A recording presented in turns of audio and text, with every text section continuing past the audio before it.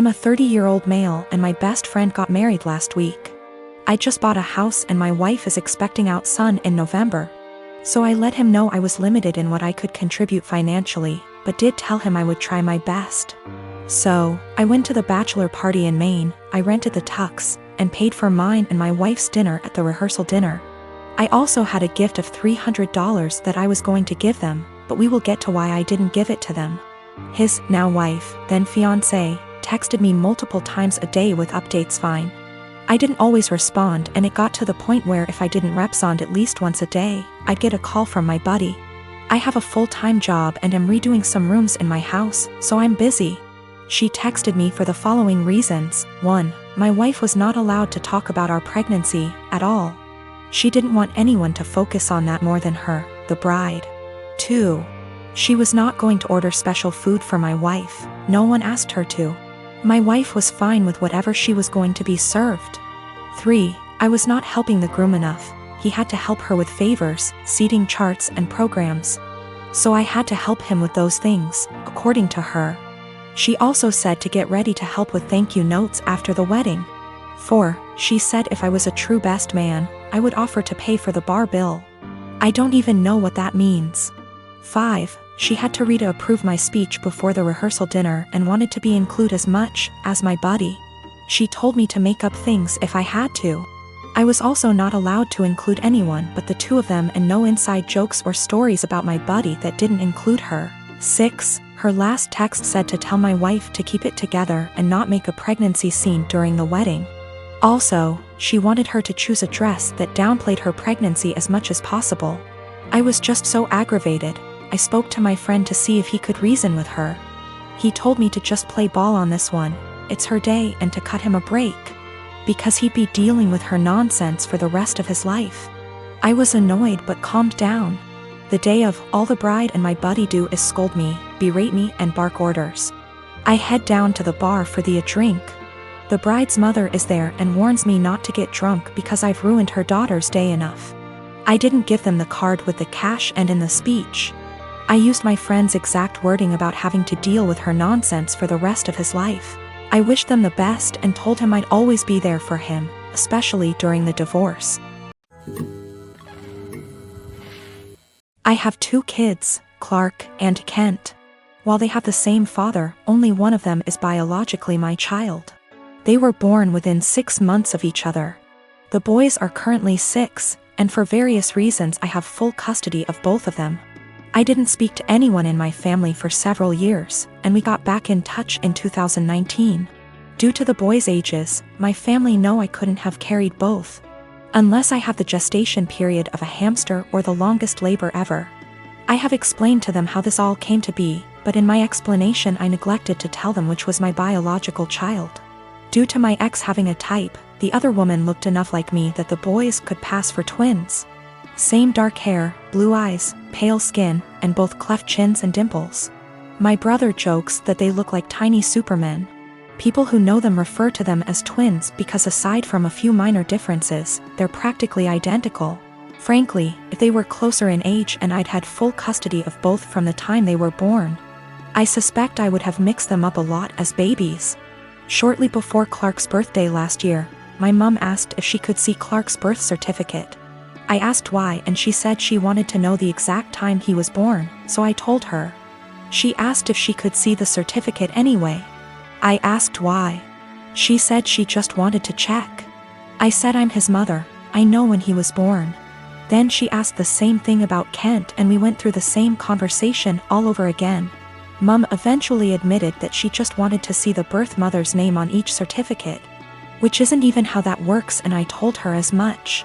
This led to an argument where my stance was that I'm their mother, biology is irrelevant.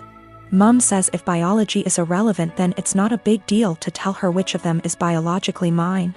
I said if she's so hung up on biology, then clearly it's a big deal to her and I don't want it to be a big deal. Especially as the boys themselves don't know.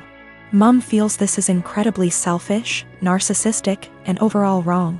She feels that if biology isn't such a big issue, then I should have no problem telling her whether Clark or Kent is my biological son.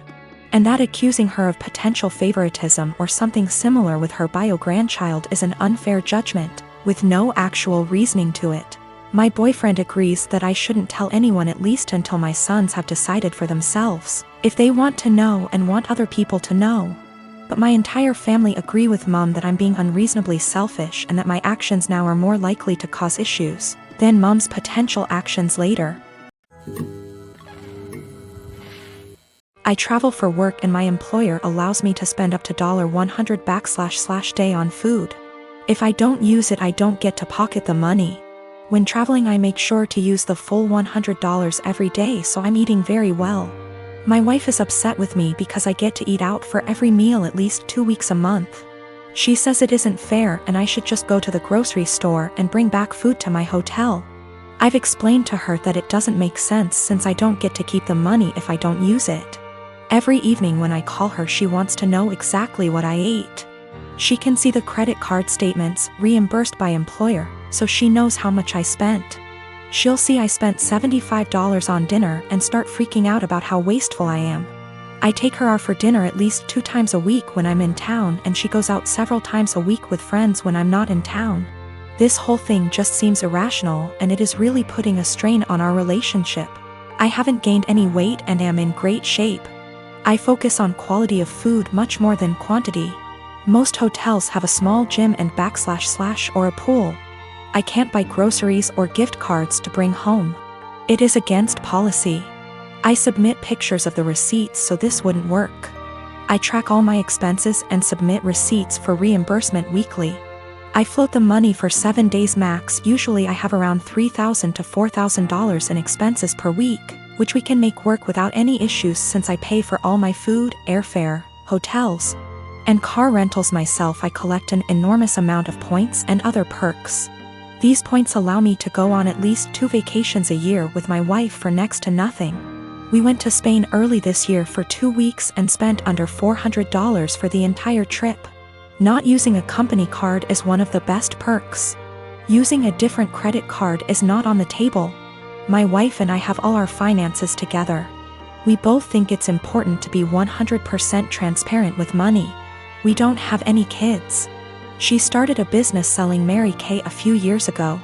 She is working really hard to expand and find new customers. She likes the idea of being her own boss, and I try to do everything I can to support her.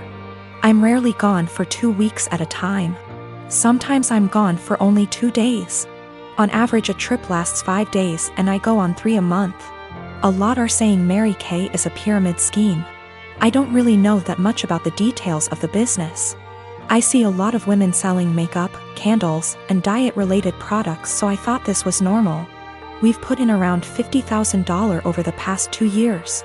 Most of the money goes towards buying inventory and training seminars. I'll have to do some research to see what is going on. My day-to-day is anything but glamorous.